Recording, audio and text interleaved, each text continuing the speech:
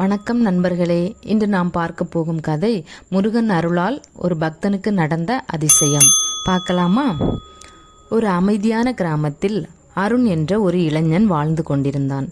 அவன் வாழ்க்கை வெளியில பார்த்தா சாதாரணமா இருக்கும். ஆனா உள்ளுக்குள்ள அவன் ரொம்ப கஷ்டப்பட்டு கொண்டிருந்தான்.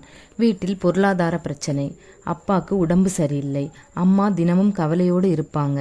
இந்த எல்லா பிரச்சனைகளுக்கும் நடுவில் அருண் ஒரே ஒரு விஷயத்தை மட்டும் பிடித்து கொண்டு இருந்தான். அது முருகன் மீது அவன் கொண்ட நம்பிக்கை. அவன் வீட்டில் ஒரு சிறிய முருகன் புகைப்படம் இருந்தது. அதுக்கு முன் தினமும் காலையில் தீபம் ஏற்றி வேல்வேல் முருகா என்று மனதார அழைப்பான்.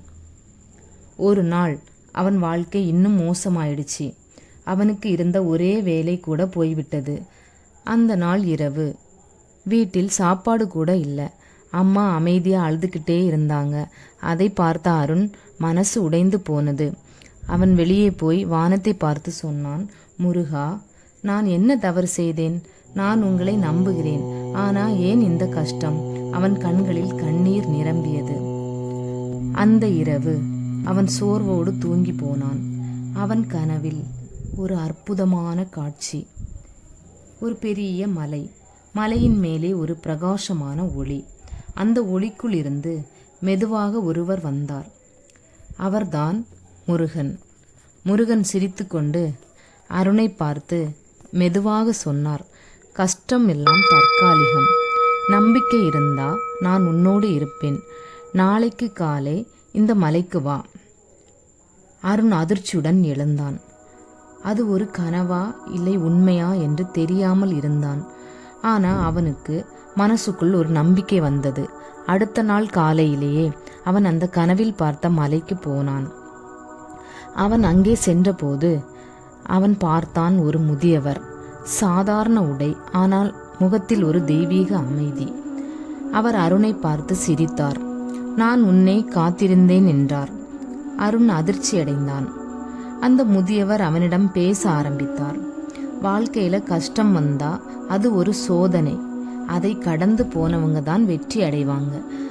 அவர் அருணுக்கு ஒரு வேலை வாய்ப்பு கொடுத்தார். இந்த வேலை உன் வாழ்க்கையை மாற்றும் என்றார். அருண் அந்த வேலையை ஏற்றுக்கொண்டான். அவன் கடினமாக உழைத்தான்.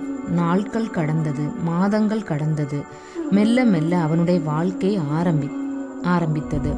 வீட்டில் சந்தோஷம் திரும்பியது. அப்பா உடம்பு நல்லாயிடுச்சு. அம்மா சிரிக்க ஆரம்பிச்சாங்க. ஒரு நாள் அருண் அந்த மலையை மீண்டும் நினைத்தான். அவன் அந்த இடத்துக்கு திரும்பி போனான். ஆனால் அங்கே அந்த முதியவர் இல்லை. அவன் எல்லா இடமும் தேடினான். யாரும் அந்த முதியவரை பற்றி தெரியவில்லை என்கின்றனர். அந்த நேரம் அருணுக்கு ஒரு உண்மை புரிந்தது. அது முதியவர் ஒரு சாதாரண மனிதர் அல்ல.